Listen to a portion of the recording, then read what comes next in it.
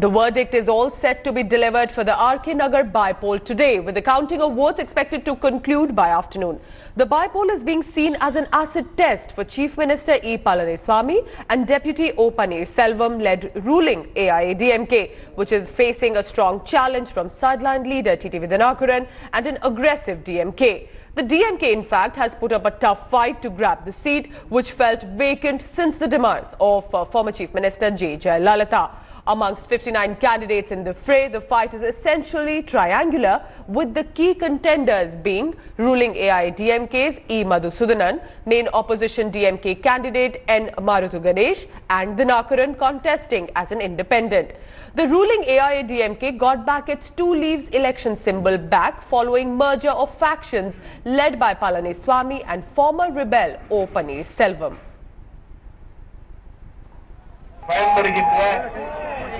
Cooker சின்னத்திலே போட்டியிடுகின்ற உங்களது வேட்பாளராகிய என்னை, உங்களது வீட்டு பிள்ளையாகிய என்னை நீங்கள் மாபெரும் வாக்கு வித்தியாசத்திலே வெற்றி பெற செய்ய வேண்டும்.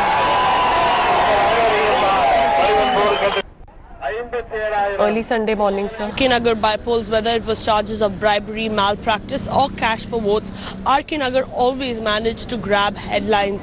Today is the D-Day. Today is the counting of these by-polls. Will it be TTV Dinakaran, who is the rebel leader of the AIADMK, who is Shashikala's nephew? Will it be E. Madhusudanan of the ruling government, the OPS-EPS faction? Or will it be DMK's Maruthu Ganesh? These are the three main possibilities. Who will win the RK Nagar constituency by-election? Many people have these questions asked because there was a lot of ruckus when it came to RK Nagar. The election was once cancelled because of rampant bribery and corruption charges, after which the election was rescheduled for December 21st. But then again, we saw cash for votes happen in RK Nagar and rampant corruption. Today is the polling. All eyes on who will win. This counting also turns out as a litmus test for EPS and OPS, the ruling AIADMK. All eyes on who will win today. With video journalist Rajendra Prasad, Shalini Lobo, Chennai, India Today. D-Day for the Tamil Nadu government today. Today is the RK Nagar counting. We're at Queen Mary's College and Marina Beach, and you can see the massive security deployment over here. A lot of people also come here today. Massive security deployment. All eyes on the counting booth. By 10 o'clock today, we will find out who will be leading, who will sit on the RK Nagar constituency. Whose will it be? Will it be TTV Dinakaran, who is the rebel leader of the AIADMK? Will it be E. Madhusudanan of the ruling government, the EPS-OPS faction have pitched him forward? Or will it be Maruthu Ganesh of the DMK? Amid charges of bribery, amid charges of cash for votes, amid charges of a lot of malpractices this polling season, who will turn out victorious today? Counting starts around 8 o'clock in the morning and goes up to by 10 o'clock. We'll see a pattern that will emerge. It's a litmus test for the ruling government, this time in Tamil Nadu. With video journalist Prasad, this is Shalini Lobo, Chennai, India Today. Well, so clearly a big day today. Who will win and who will lose on this very crucial Dr. Radhakrishnan Nagar seat? I am in fact joined by guests early this morning, a packed panel. I'll just introduce them first. Vinod P. Selvam, he's the BJP leader. He's in Chennai. T.S. Sudhir, senior journalist. He's also going to join us. And Gladstone Xavier, political commentator. And joining me in the studio is S. Srinivasan. He's a senior journalist. Mr. Srinivasan, I'll start with you. As a senior journalist who's of course covered very similar elections, but how is this by-poll so different and why is it so crucial? What does it mean for the AIADMK? What does it mean for the DMK? Well, by-election by its very nature shouldn't be very important, but in this case it's become extremely important because this is the first electoral battle the state is facing after the death of Jayalalitha. It's more than a year, but her shadow still looms very large over the politics because of her, the way she ruled the state. And for last 50 years, whether it was DMK or AIADMK, the state has been ruled always by very powerful leaders. Now, after the death of Jayalalitha and indifferent health of Mr. Karunanidhi, there is certainly a political vacuum. So this battle therefore is important. It's truly the battle is for the legacy of AIADMK. Who Yes. inherits Jayalalitha's legacy? That's one big question. That's why it's important as far as AIADMK is concerned. So, of course, the question is, will AIADMK manage to retain that legacy of Jayalalitha that S. Srinivasan is also talking about? Let's just go to Chennai. BJP leader O.Pannneerselvam. Sir, what does it mean for the BJP? Because the contest seems more about the AIADMK, the DMK, and of course, TTV Dinakaran. The BJP has claimed that there were charges of bribery, that other parties have used money power. Is the BJP still holding on to that, sir? I am Narayanan Tirupati. I am not Vinod Selvam. Okay. He will be here in another 1 hour. See, the thing is that we have been charging, yes, both these factions of AIADMK and, this Dinakaran faction, they have been paying huge sums of money. We have in fact requested the Election Commission not to conduct this election because there is no use in conducting this election by paying huge sums of money, and it was stopped last time because of this same reason only. And in the High Court, the Election Commission had very clearly stated that the things have not changed yet, but still the High Court preferred to conduct the elections, so it had ordered for election before 31st of December. That is the story. And as far as this time is concerned, yes, they have taken it as a prestige issue. They have literally, thrown the money like anything in RK Nagar, and this is totally a war of cash. That is what has happened in RK Nagar. All right. So clearly, those allegations We have to wait continue. and see who paid more. Well, I take your word, sir, that there have been allegations clearly, and even India Today had managed the sting operation of notes for votes and how the seat was literally being bought at several levels. I'm also joined by T.S. Sudhir, senior journalist. Sudhir, how do you see the day panning out? Whose stake do you think are the highest right now?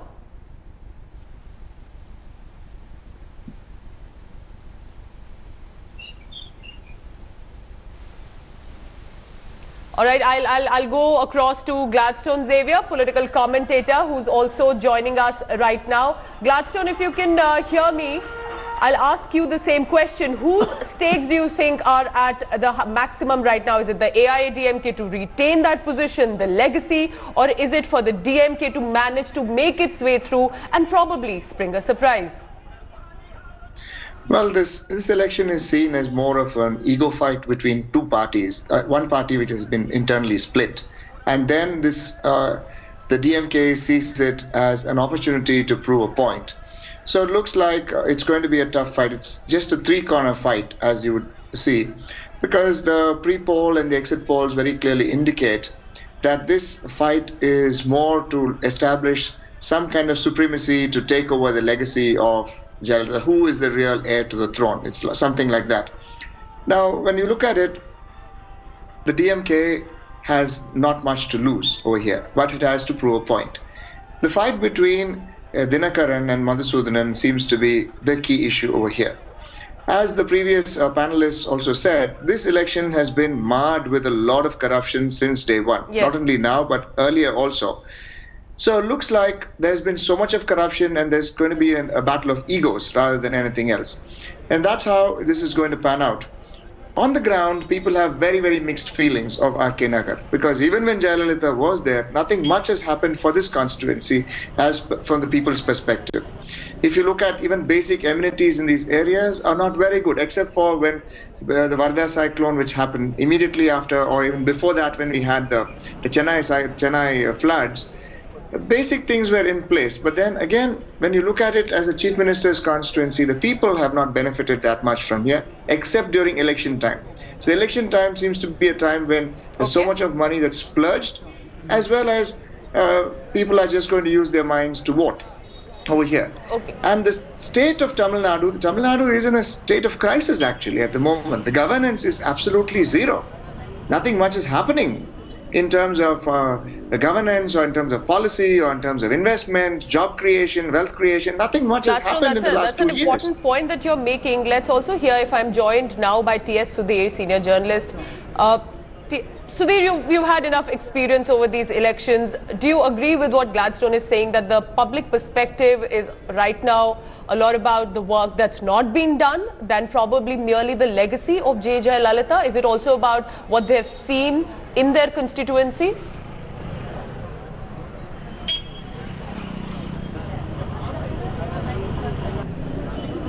All right, I don't think we are joined by T.S. Sudhir, but in fact, I'll go back to you, sir.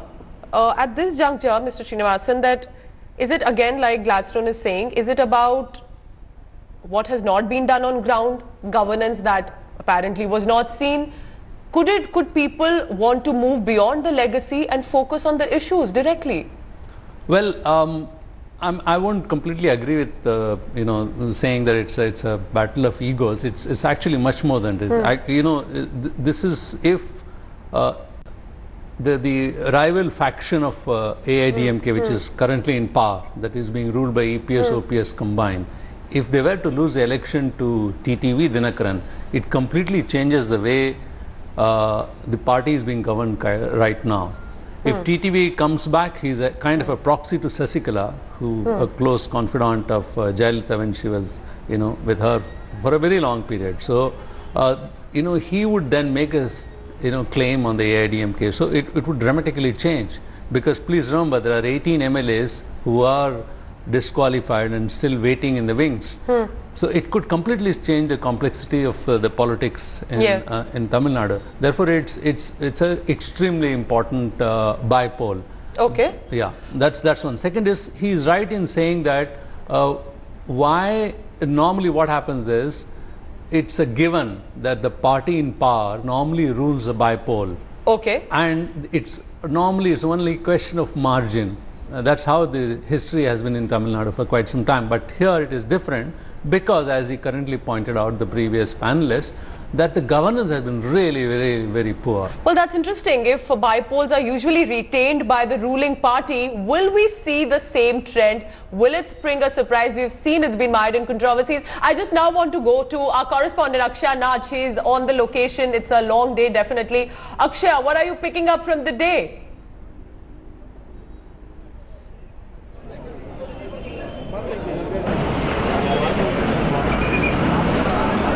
Akshay, can you hear me?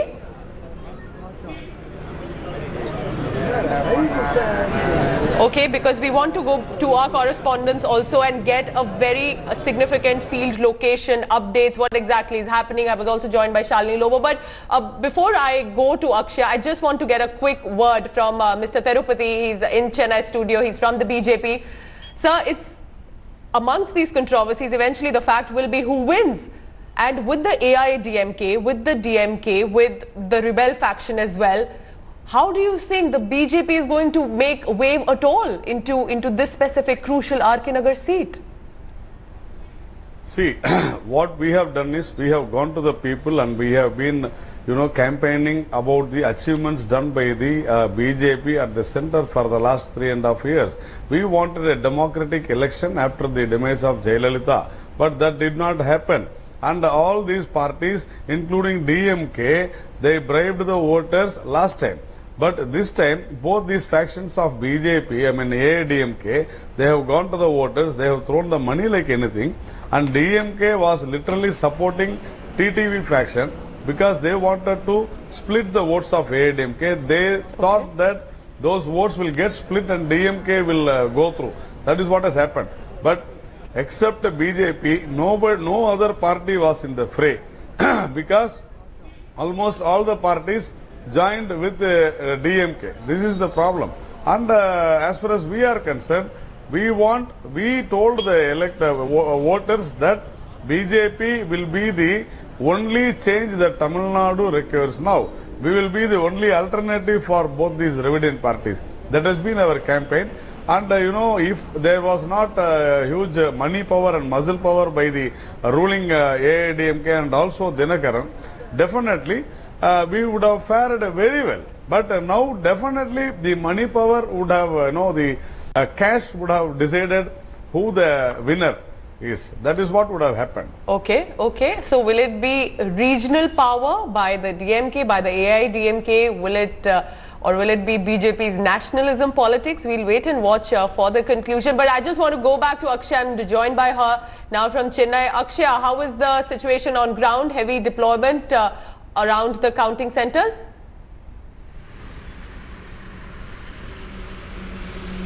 Well, yes, there are a lot of people and there are a lot of also officials who have been deployed here, because we know that Queen Mary's College is where the counting is happening, and very close by is the MGR Centenary Memorial also, and that's exactly where all the AIADMK leaders are going to pay tribute to their leader MGR. This is his death anniversary as well, so it's an important day for the AIADMK, especially because this is the death anniversary of their founding leader, and also at the same time we are seeing that the countings are happening for RK Nagar, a place which will decide on the legacy war between the two warring factions of the AIADMK, which is TTV Dinakaran and the OPS-EPS faction. And meanwhile also the DMK, we are seeing at the other end, has just tasted victory in the 2G spectrum case, and they would be really hoping that the momentum continues even today by having a victory in RK Nagar. So it's going to be a very, very tough scenario, and it is an action-packed day. By 8 o'clock today morning, the countings are supposed to have started.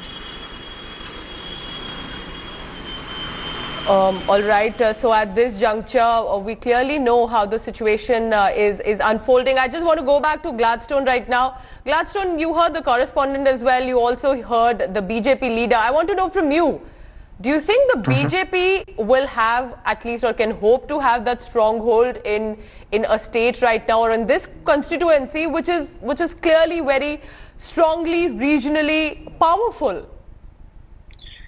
See, at the moment, it's very obvious. The BJP does not have a foothold at the moment. But then we can never say what happens in the future. At the moment, it's only between the fight between AIADMK and the two factions within it and the DMK. Now, it is about money, muscle, and men. It's nothing much. It's not a politics of ethics, or it's not a politics of governance or anything else. But however, the people on the ground are more important for us. Now, what do they think about this whole issue? Now, if you look at the entire area of RK Nagar, it's a very well spread out area. And right from day one, not only this election when this was announced, but even before that, if you look at the candidates, they were very, very carefully handpicked. They were looking at local candidates, especially when it came to the candidates like Marudhu Ganesh, who's a local person. And prior to that, if you look at Madhusudanan, he's not a local person, but he has won from that constituency years ago.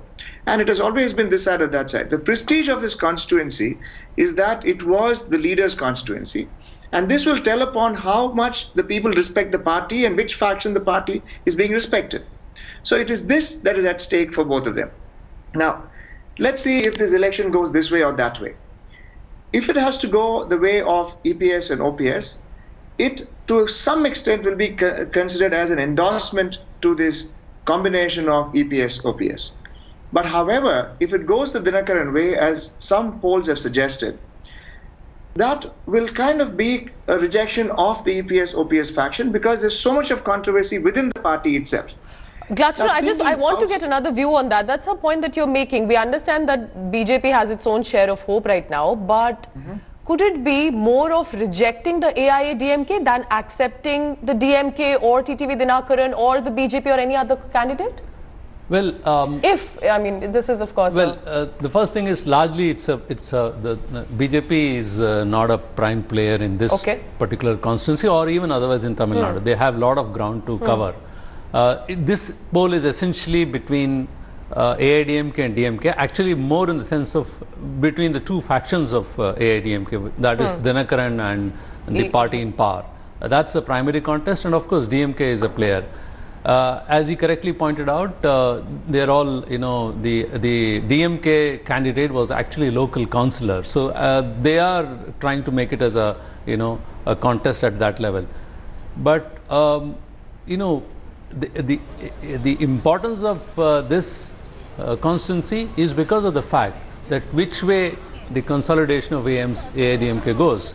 Because if EPS-OPS faction they are now the prime holders of the AIADMK, they hold the power. If they win, obviously they'll continue the way they are. But if TTV wins, then it's setting, cat among the pigeons. It's going to be completely different. All right, definitely. It's a very interesting discussion. We are getting different perspectives. We have the BJP leaders, we have political commentators and senior journalists who are telling us what exactly this means. Why is the Dr. Radhakrishnan Nagar seat so crucial even as a by-election? It's not only about Jai Jayalalitha's legacy, it is also going to reflect further on the state and even the country. And therefore, I just want to give you the first update that has come. The first trend seems to be towards the DMK, S. Srinivasan. So it does appear, at least these are just trends. We're not giving any further additions. What does initial trend can mean for the DMK? Yeah, it's too early. But yes, one thing is there, for DMK, things have been going positive for last few, even these RK elections, all the opposition parties, the left parties, VCK, there are many other political parties. Of course, Congress is there with them. They all have come together and supporting DMK. That's been, things are going good for them. Actually, the politics after 2G verdict has also changed a bit because the tag of corruption, which led to the defeat in 2011 Assembly and again 2014 Parliament election, DMK hopes that this 2G controversy and then the judgment which came from Saini's court will help them. So obviously they are looking positively. Or trying to gain the sympathy wave there probably. But you have to wait and watch. I mean, it's too early to say anything. So Gladstone, before I go to Mr. Tirupati as well, first vote, first trend seems to be turning towards the DMK. Does that for now, do you think, reflect anything right now? Yes, Ben, just as Mr. Srinivasan just pointed out, it's true that because they have consolidated their base over there and all the... see, the thing is, the difference between the assembly elections and right now, the splitters have come together.